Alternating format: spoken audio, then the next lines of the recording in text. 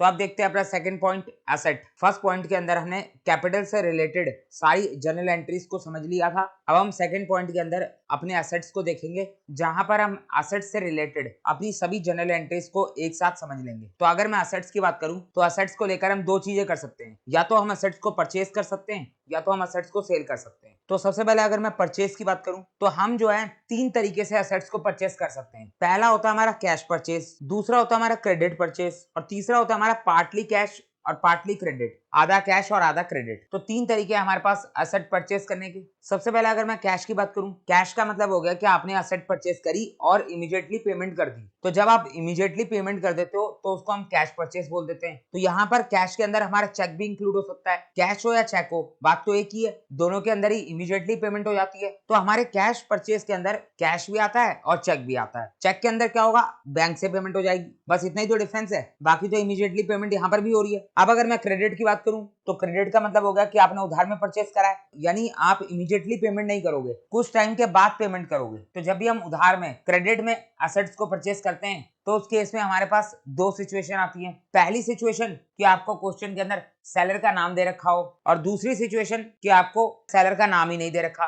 Question के अंदर सिर्फ इतना बोल दिया कि आपने क्रेडिट में एसेट को परचेस करा है, लेकिन किस सेलर से करा है इसके बारे में कोई जानकारी नहीं दे रखी। तो ये बात हो गई हमारी क्रेडिट परचेस की। अब अगर मैं तीसरे टाइप की बात करूं तो तीसरा टाइप है हमारा पार्टली कैश और पार्टली क्रेडिट। कुछ पेमेंट आपने इमीडिएटली कर दी और बाकी पेमेंट आप कुछ टाइम के बाद करोगे। तो ये हो गया हमारा पार्टली कैश और पार्टली क्रेडिट। तो जब भी हम एसेट परचेस की बात करते हैं तो उसके अंदर हमारी ये सारी अलग अलग सिचुएशंस बन जाती हैं। तो एसेट परचेस की बात तो आपको समझ में आ गई। अब अगर मैं एसेट सेल की बात करूं, इस बार आप अपनी एसेट को सेल कर रहे हो, तो जब भी आप अपनी एसेट सेल करोगे तो उस केस में भी तीन तरीके हैं आपके पास एसेट को सेल करने के। सेम वही परचेस वाली बात है। पहला तरीका कि आपने कैश में सेल कर दिया। अगर आप कैश में सेल करते हो तो आपके पास इमीडिएटली पेमेंट आ जाएगी। तो कैश के अंदर हम चेक को भी ले सकते हैं, क्योंकि चेक से भी तो इमीडिएटली पेमेंट आ ही जाती है। तो यहाँ पर भी हम कैश के अंदर कैश को भी इंक्लूड कर लेंगे और चेक को भी इंक्लूड कर लेंगे। तो वहीं अगर मैं क्रेडिट सेल की बात करूं तो यहाँ पर भी सेम परचेस वाला हिसाब किताब है। या तो आपको क्वेश्चन के अंदर बायर का नाम दे रखा होगा या फिर क्वेश्चन के अंदर बायर का नाम नहीं दे रखा होगा। और एक लास्ट है हमारा तीसरा टाइप, पार्टली कैश और पार्टली क्रेडिट।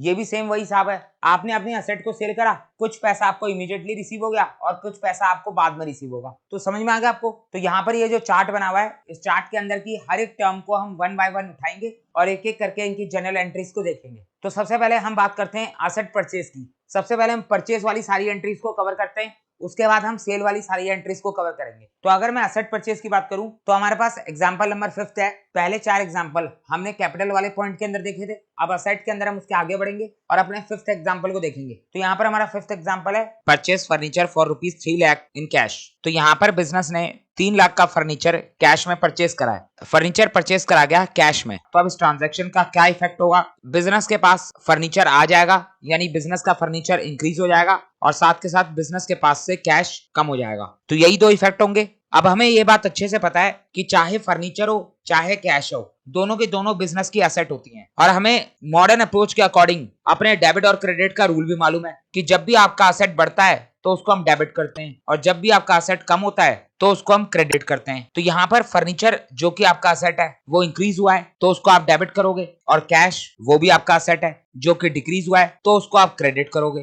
तो यहाँ पर हमें डेबिट भी मिल गया और क्रेडिट भी मिल गया। अब हमारी जर्नल एंट्री आराम से बन जाएगी। फर्नीचर को हमें डेबिट करना है और कैश को हमें क्रेडिट करना है। तो furniture account debit to cash account, हमारी एंट्री तैयार हो गई। बिजनेस के पास फर्नीचर आया और बिजनेस के पास से कैश चला गया। नरेशन आप लिख लोगे, being the furniture purchase in cash. तो सिंपल है, आराम से हो जाएगा। अगला एग्जांपल देखते हैं, purchase a building and paid ₹25 lakh by cheque. तो यहाँ पर इस बार एक बिल्डिंग परचेज करी गई जो कि हमारी फिक्स एसेट है और पेमेंट इस बार चेक में करी गई है। चेक में पेमेंट का मतलब है इस बार बिजनेस के पास से कैश नहीं जाएगा बल्कि बिजनेस का बैंक अकाउंट से बैलेंस कम होगा। जब भी आप चेक में पेमेंट करते हो तो पैसा आपके बैंक अकाउंट से कटता है। तो यहाँ पर भी सेम बात होगी। बिजनेस ने बिल्डिंग परचेज करी तो बिजनेस के पास बिल्डिंग आ जाएगी, बिजनेस की बिल्डिंग इंक्रीज हो जाएगी और वहीं साथ के साथ बिजनेस के बैंक अकाउंट का बैलेंस कम हो जाएगा, यानी बिजनेस का बैंक अकाउंट डिक्रीज हो जाएगा। और चाहे बिल्डिंग हो चाहे बैंक हो, दोनों के दोनों हमारा एसेट होता है। जिस तरीके से कैश हमारा एसेट था उसी तरीके से बैंक भी हमारा एसेट होता है। आपके पास पैसा कैश में पड़ा हो चाहे बैंक में पड़ा हो, बात तो एक ही होती है। तो कैश हो चाहे बैंक हो,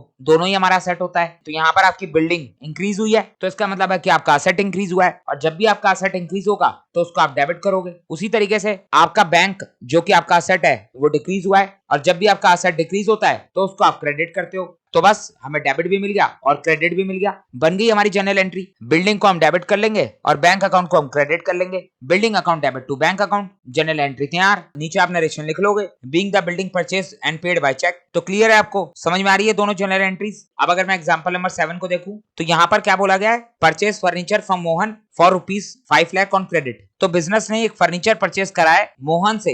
मोहन हमारा सेलर है जिससे बिजनेस ने फर्नीचर परचेज करा है और वो भी क्रेडिट में परचेज करा है, ऑन क्रेडिट। तो अब इस केस में एक बात तो क्लियर है कि बिजनेस ने अगर फर्नीचर परचेज करा है तो बिजनेस के पास फर्नीचर तो आने वाला है, यानी यहाँ पर हमारा फर्नीचर तो इंक्रीज होगा ही होगा, इसमें तो कोई डाउट नहीं है। अब यहाँ पर आपका फर्नीचर इंक्रीज हुआ है, इसका मतलब आपका असेट इंक्रीज हुआ है, और जब भी आपका असेट इंक्रीज होता है तो उसको आप डेबिट करते हो। इतनी बात आपको समझ में आती है। अब अगर मैं क्रेडिट की बात करूं तो इस बार फर्नीचर परचेज करा गया लेकिन उसके बदले कैश नहीं गया, यानी हमारा कैश तो क्रेडिट नहीं होगा। और जब भी आप किसी से कोई सामान उधार में खरीदते हो तो आपके सर पे लायबिलिटी इंक्रीज हो जाती है। यहाँ पर बिजनेस के सर पे लायबिलिटी आ गई कि उसने मोहन को इस 5 लाख रुपए की पेमेंट करनी है, भले ही अभी नहीं करनी लेकिन उधार में खरीदा तो बाद में तो पेमेंट करनी पड़ेगी। अगर हमें किसी को पैसा देना होता है तो वो हमारे लिए लायबिलिटी होता है, और अगर हमें किसी से पैसा लेना होता है तो वो हमारा असेट होता है। यहाँ पर बिजनेस ने मोहन को 5 लाख रुपए देने हैं तो मोहन बिजनेस के लिए लायबिलिटी कहलाएगा, मोहन बिजनेस के लिए क्रेडिटर कहलाएगा। तो अगर आपको डेबिट और क्रेडिट के रूल्स याद हो तो मैं आपको बता दूं,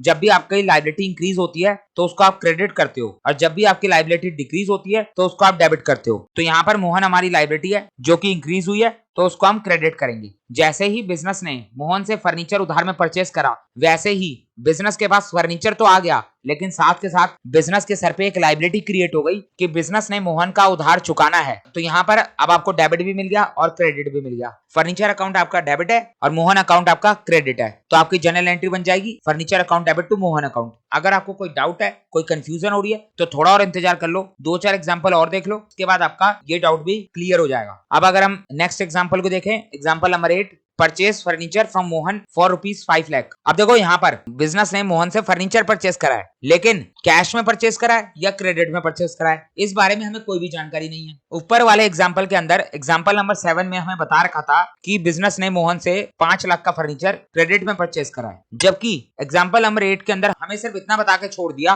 कि बिजनेस ने मोहन से फर्नीचर परचेज करा है। अब कैश में करा है, क्रेडिट में करा है, कोई भी जानकारी नहीं है। तो अब आप बताओ कि क्या होना चाहिए, ये ट्रांजेक्शन कैश की होनी चाहिए या क्रेडिट की होनी चाहिए। तो ध्यान से सुनो, अगर क्वेश्चन के अंदर पार्टी का नाम लिख दिया और हमें ये नहीं बताया कि ये ट्रांजैक्शन कैश में है या क्रेडिट में है तो उस केस में आपको ये अज्यूम करके चलना है कि ये ट्रांजैक्शन आपकी क्रेडिट ट्रांजैक्शन है। अब ऐसा मैं क्यों बोल रहा हूं, तो इसको लेकर भी एक एग्जांपल सुन लो। सपोज आप अपने घर के आसपास किसी शॉप पे मैगी खरीदने गए, आपने शॉपकीपर से मैगी मांगी, उसने आपको मैगी दी और आपने बदले में उसको कैश दे दिया। तो यहाँ पर क्या शॉपकीपर ने आपसे आपका नाम पूछा? नहीं पूछा। और क्या आपने शॉपकीपर से शॉपकीपर का नाम पूछा? वो भी नहीं पूछा। क्यों नहीं पूछा? क्योंकि शॉपकीपर को पैसों से मतलब था और आपको सामान से मतलब था। आपने मैगी मांगी, शॉपकीपर ने आपको मैगी दे दी, शॉपकीपर ने पैसे मांगे, आपने शॉपकीपर को पैसे दे दिए, बात खत्म हो गई। आपके और शॉपकीपर के बीच कैश ट्रांजैक्शन हुई है। यहाँ पर नाम से कोई लेना देना नहीं है, बायर का नाम क्या था, सेलर का नाम क्या था, उससे किसी को कोई मतलब नहीं है। जबकि अगर मैं इसी एग्जांपल को क्रेडिट ट्रांजैक्शन में लगाऊं, मान लो आप शॉप पे गए मैगी लेने, आपने शॉपकीपर से मैगी मांगी, शॉपकीपर ने आपको मैगी दे दी। अब शॉपकीपर सामने से आपसे पैसे मांग रहा है तो आपने शॉपकीपर को बोला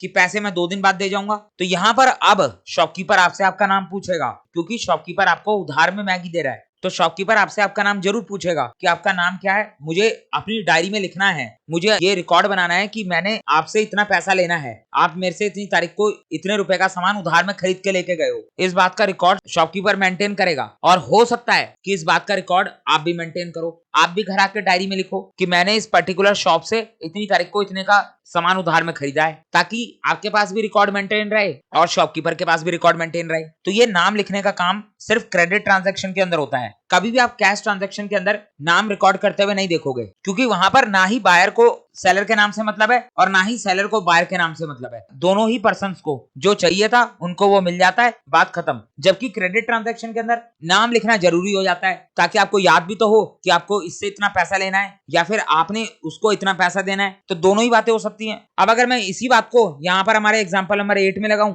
तो इस एग्जाम्पल के अंदर क्वेश्चन ने हमें मोहन का नाम बता रखा है, यानी सेलर का नाम बता रखा है, और ये नहीं बताया कि ये ट्रांजैक्शन कैश की है या क्रेडिट की है। तो इसका मतलब हम ये मान के चलेंगे कि क्वेश्चन हमसे कहना चाहता है कि आप जर्नल एंट्री के अंदर इस मोहन के नाम को रिकॉर्ड करो, और मैंने आपको अभी बताया कि मोहन का नाम अगर रिकॉर्ड होता है जर्नल एंट्री के अंदर तो वो एंट्री हमारी क्रेडिट ट्रांजैक्शन की एंट्री होगी। कभी भी कैश ट्रांजैक्शन के अंदर हम बायर और सेलर का नाम नहीं लिखते। तो यहाँ पर हमारे पास सबसे बेस्ट ऑप्शन यही है कि इसको हम क्रेडिट ट्रांजैक्शन माने और जर्नल एंट्री के अंदर मोहन के नाम को रिकॉर्ड करें। अभी मैं आपको इस तरीके की और भी ट्रांजैक्शन दिखाऊंगा आगे के एग्जांपल्स में, तब जाके आपको बात अच्छे से क्लियर होगी। तो यहाँ पर हम इसको क्रेडिट ट्रांजैक्शन मानेंगे। तो अगर ये क्रेडिट ट्रांजैक्शन है तो एंट्री तो वही ऊपर वाली होगी 7th एग्जांपल की तरह। बिजनेस के पास फर्नीचर आ जाएगा, जबकि साथ के साथ बिजनेस की लायबिलिटी इंक्रीज हो जाएगी। बिजनेस ने मोहन को 5 लाख रुपए की पेमेंट करनी है, तो बिजनेस के सर पे लायबिलिटी आ गई। तो फर्नीचर हमारा एसेट है, एसेट इंक्रीज होता है तो उसको हम डेबिट करते हैं। वहीं मोहन हमारी लायबिलिटी है, और जब हमारी लायबिलिटी इंक्रीज होती है तो उसको हम क्रेडिट करते हैं। तो एंट्री तो सेम ही होगी, बस आपको ये पहचानना था कि ये ट्रांजैक्शन कैश है या क्रेडिट है।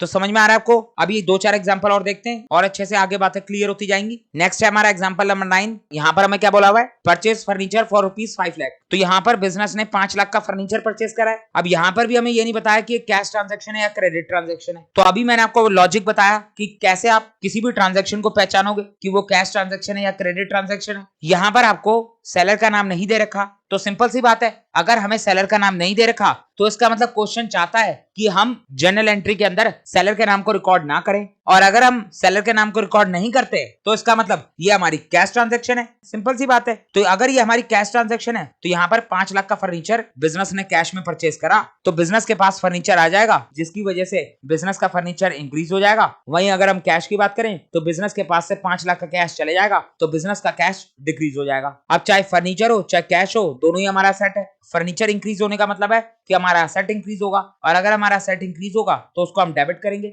वहीं अगर हम कैश की बात करें तो कैश डिक्रीज होने का मतलब है कि हमारा एसेट डिक्रीज हो रहा है, और अगर आपका एसेट डिक्रीज हो रहा है तो उसको आप क्रेडिट करोगे। तो समझ में आ रही है आपको बात? तो हमारी एंट्री बन गई furniture account debit to cash account. Clear हो गया? कोई डाउट तो नहीं है? अगला एग्जांपल देखते हैं। Purchase furniture from Mohan for ₹5 lakh on cash. Business ने मोहन से 5 लाख का फर्नीचर परचेज करा है, और साफ साफ हमें बता दिया कि फर्नीचर कैश में परचेज करा गया। तो कोई डाउट रहा ही नहीं। यहाँ पर मोहन का नाम जरूर लिखा हुआ है, लेकिन क्वेश्चन ने किसी तरीके का कोई डाउट नहीं छोड़ा कि आपको मोहन का नाम जर्नल एंट्री के अंदर रिकॉर्ड करना है या नहीं करना। क्वेश्चन ने साफ साफ बता दिया कि ये ट्रांजैक्शन हमारी कैश ट्रांजैक्शन है, फर्नीचर आपने कैश में परचेज करा है। अगर यहाँ पर कैश ना लिखा होता तो फिर उस केस में हम मानते कि ये ट्रांजैक्शन हमारी क्रेडिट ट्रांजैक्शन है, लेकिन यहाँ पर तो हमें क्वेश्चन ने ही क्लियर कर दिया कि ये ट्रांजैक्शन हमारी कैश है, तो फिर तो अब कोई डाउट बचा ही नहीं। कैश ट्रांजैक्शन के अंदर तो हम कभी भी पार्टी का नाम रिकॉर्ड करते ही नहीं है, चाहे पार्टी का नाम दिया हो या ना दिया हो। तो यहाँ पर फर्नीचर परचेज करा गया तो बिजनेस का फर्नीचर इंक्रीज हो जाएगा 5 लाख से, वहीं हमारा साथ के साथ 5 लाख से कैश भी डिक्रीज हो जाएगा। तो फर्नीचर और कैश दोनों ही हमारा सेट है। फर्नीचर बढ़ रहा है यानी एसेट बढ़ रहा है, तो इसको हम डेबिट कर देंगे, और साथ के साथ हमारा कैश भी कम हो रहा है और कैश भी हमारा एसेट है। तो अगर एसेट कम होता है तो उसको आप क्रेडिट कर देते हो, तो यहाँ पर कैश हमारा क्रेडिट हो जाएगा।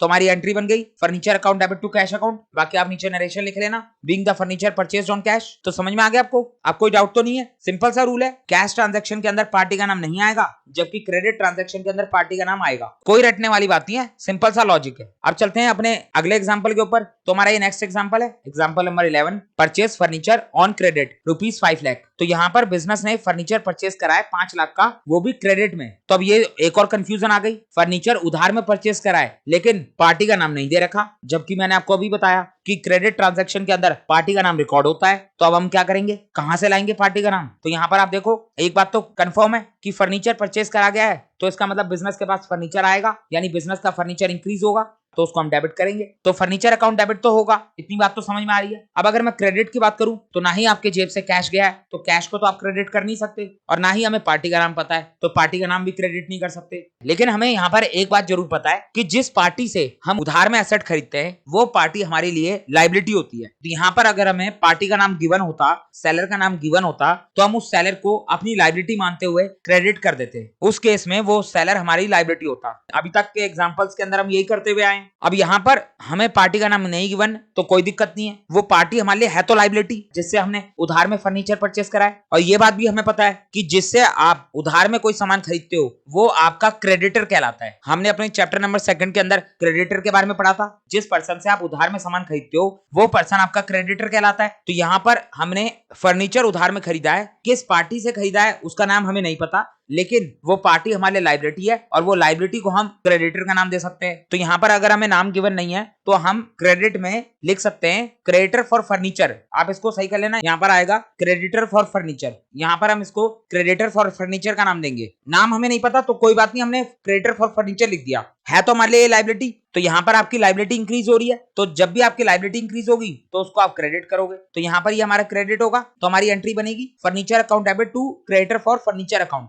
बस आपको इतना ध्यान रखना है, क्रेडिट ट्रांजैक्शन के अंदर अगर आपको पार्टी का नाम गिवन है तो आप डायरेक्टली पार्टी का नाम लिख दोगे, और अगर आपको पार्टी का नाम गिवन नहीं है तो फिर उस केस में आप क्रेडिटर लिख दोगे। तो समझ में आ रही है आपको बात? आगे बढ़े तो अगला एग्जांपल हमारा example number 12, furniture purchase for ₹15 lakh, 10% payment made by cash, 30% by cheque and balance to be paid after 6 months to ABC limited. तो यहाँ पर ये पार्टली कैश और पार्टली क्रेडिट वाली परचेज है। बिजनेस ने एक फर्नीचर परचेज करा 15 लाख का। अब आप कहोगे यहाँ पर मैं बार बार फर्नीचर का एग्जांपल क्यों दे रहा हूँ? तो फर्नीचर हमारा फिक्स एसेट है, तो मैंने फर्नीचर का एग्जांपल उठा लिया। अब यहाँ पर एसेट के नाम पर तो फर्नीचर भी हो सकता था, मशीनरी भी हो सकती थी, बिल्डिंग भी हो सकता था, कार भी हो सकती थी, कंप्यूटर भी हो सकता था, कोई भी फिक्स एसेट हो सकती थी। तो आप ये बात मत सोचना कि हर एग्जाम्पल में फर्नीचर ही क्यों आ रहा है, कुछ भी आ सकता था। मैंने एक एग्जाम्पल के तौर पर फर्नीचर उठा लिया और सारे एग्जाम्पल फर्नीचर के ऊपर ही बना दिए, बाकी इसमें कोई बड़ी बात नहीं है। फर्नीचर की जगह पर कोई और एसेट भी हो सकती है। तो यहाँ पर क्या बोला गया है कि बिजनेस ने 15 लाख का फर्नीचर परचेज करा है। किससे परचेस करा है? एबीसी लिमिटेड से। सेलर का नाम दे रखा है एबीसी लिमिटेड। अब इसकी पेमेंट किस तरह करी गई है? क्या ये कैश ट्रांजैक्शन है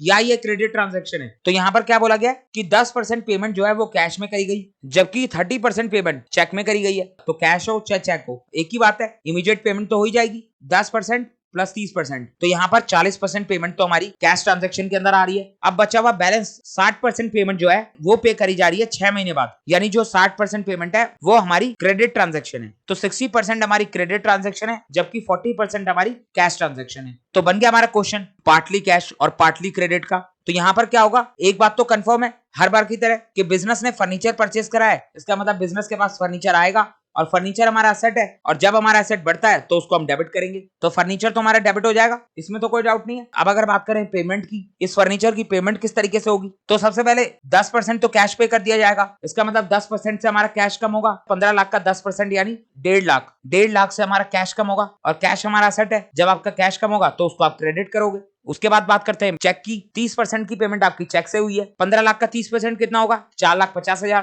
तो 4,50,000 से आपका बैंक का बैलेंस भी कम होगा। बैंक भी हमारा एसेट है, और जब एसेट कम होता है तो उसको हम क्रेडिट करते हैं। तो यहाँ पर बैंक भी 4,50,000 से क्रेडिट होगा। उसके बाद कितना बैलेंस बचा है? 1.5 लाख का कैश हो गया, 4,50,000 का बैंक हो गया, टोटल हो गया 6 लाख। तो टोटल पेमेंट करनी थी 15 लाख की। 15 लाख में से 6 लाख की पेमेंट इमीडिएट हो चुकी है, तो बैलेंस कितना रह गया? 9 लाख, जो कि बिजनेस 6 महीने बाद पे करेगा। तो ये 9 लाख रुपए हमारी क्रेडिट ट्रांजैक्शन है। और क्रेडिट ट्रांजैक्शन के अंदर सबसे पहले हम पार्टी का नाम ढूंढते हैं। अगर हमें पार्टी का नाम मिल जाए तो ठीक है, और अगर हमें नहीं मिलता तो हम क्रेडिटर लिख देते हैं। तो यहाँ पर हमें पार्टी का नाम दिया हुआ है एबीसी लिमिटेड। बिजनेस ने फर्नीचर एबीसी लिमिटेड से परचेज करे थे, तो यहाँ पर 9 लाख की पेमेंट 6 महीने बाद होगी। इसका मतलब बिजनेस की लायबिलिटी इंक्रीज होने वाली है। बिजनेस के सर पे 9 लाख का उधार आ जाएगा, तो यहाँ पर एबीसी लिमिटेड हमारी लायबिलिटी होगी जो कि इंक्रीज हो रही है। और जब भी हमारी लायबिलिटी इंक्रीज होती है तो उसको हम क्रेडिट करते हैं। तो यहाँ पर हमें डेबिट भी मिल गया और क्रेडिट भी मिल गया। सबसे पहले हम फर्नीचर अकाउंट को डेबिट करेंगे 15 लाख से, कि बिजनेस के पास फर्नीचर आ गया। अब इस फर्नीचर के बदले